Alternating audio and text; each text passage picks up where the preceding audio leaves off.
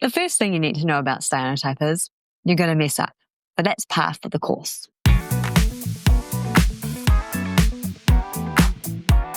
Cyanotype is one of those processes that's easy to follow step by step, but often hard to get the results that you're after.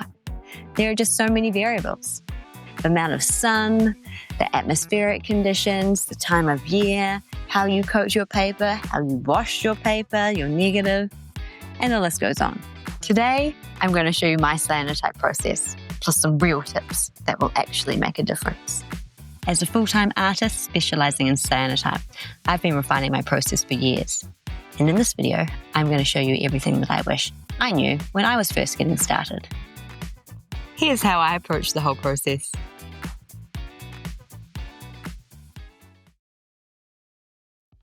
Let's start with what you're going to need. Firstly, a dry sunny day, preferably no clouds. Cyanotype solution, something to mix your solution in, and a spoon of sorts. A foam brush, some delicate masking tape if you want clean borders, 300 GSM watercolor paper, a frame, your Cyanotype negatives, and a sink to wash them in. I'd also recommend making some hangers like this. Just got some clips on them. It makes things way easier when you're drying.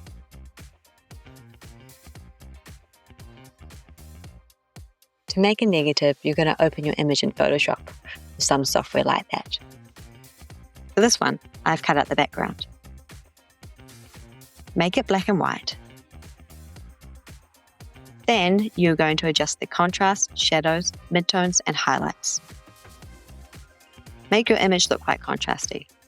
Think old school black and white photography here.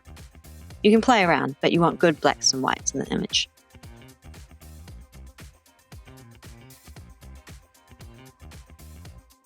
Now invert the image.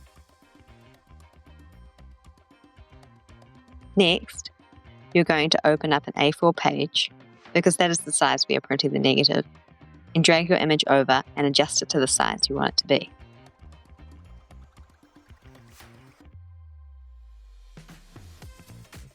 Finally, because negatives print backwards, you're going to flip the image.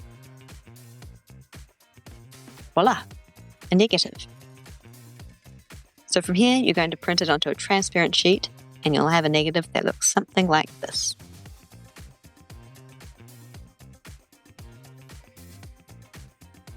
Be sure to be in a dimly lit room for this part of the process.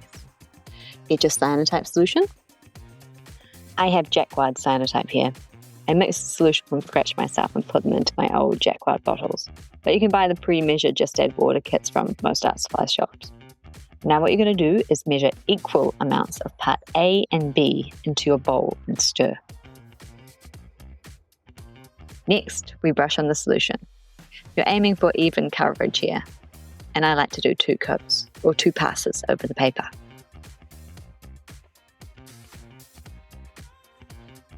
Once that second coat is on, I do a quick smoothing pass to even everything out and to avoid streaks or puddles. And if you're masking borders, you want to take the tape off as soon as you have painted the paper. Here's one without mask borders.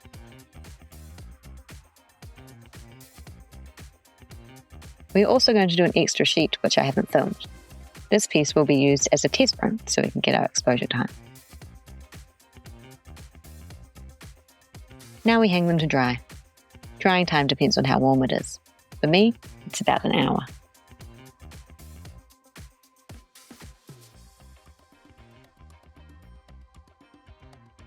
Doing a test print like this, in my opinion, is the best way to figure out your exposure time. Exposure time can be one of the hardest parts of the Cyanotype process. If you leave your print in the sun for too long, it'll come out too dark. Too short, it'll come out really pale. So you want to find the sweet spot. This is the way I do my test prints, as it saves me going through lots of paper. I'm going to put it out into the sun and set a stopwatch. I'm going to let 5 minutes go by. Then, with an object, I'm going to cover part of the image. Then, every minute, I'm going to move it until I get to almost the end of the page. Tip: the exposure time varies depending on the amount of UV there is and the season you're in.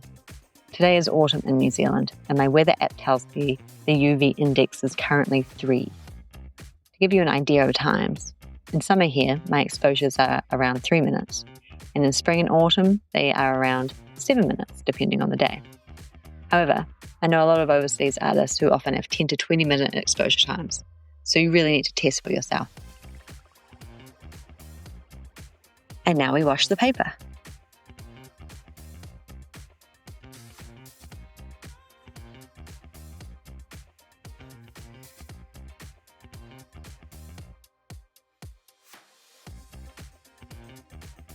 One end of the paper has an exposure time of 10 minutes, and the other end has an exposure time of 5 minutes. You can see that from 5 to 7 minutes, the print looks quite pale and underexposed, whereas from 8 to 10 minutes, the blue is much stronger. We won't actually know the final shade of blue until the cyanotype has fully oxidized, which takes about 24 hours. But for now, I'm going to choose 9 minutes as today's exposure time. That looks about right to me. Now that we know what our exposure time is, we're going to do a proper print. We're going to get our negative, line it up on the paper, tape it down, secure it into our frame, and then put it out into the sun.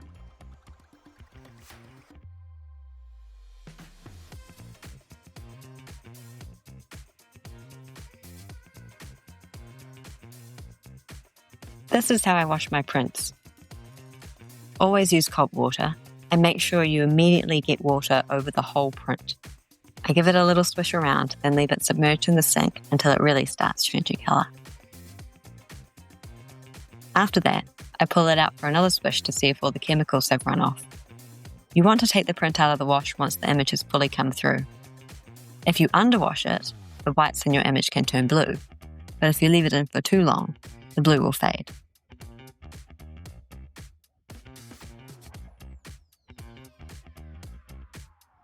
Then, hang it up to dry. I always run my fingers along the bottom of the paper to drain off any water and avoid watermarks. You might need to do this a few times. And now you leave it and wait 24 hours to see the results. So, here are the final prints. And I am actually really happy with how they turned out. To be honest, yesterday I thought I might have left them out for too long because they were looking quite dark, but today they're looking great. You just never know with Cyanotype. There are so many variables. You can only do the best that you can do on the day.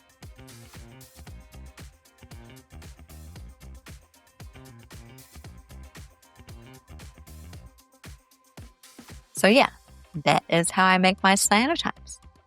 And if you're just getting into this, my suggestion would be to do as much printing as you can, as close together as possible. That way you'll remember what you did last session and can develop from there. You could also have a little notebook or something that you kept notes in. One thing that I used to do at the beginning was I used to write the date, the exposure time, and the amount of UV light there was on the back of each print. That just really got me into thinking in terms of cyanotype. It's one of those processes where there's just so many variables, and a lot of the times things happen and you won't know why. Things still happen to me and I don't know why. So you just sort of roll with it and get into your own groove about it. If you have any questions, feel free to leave them in the comments below and I will be sure to answer them for you.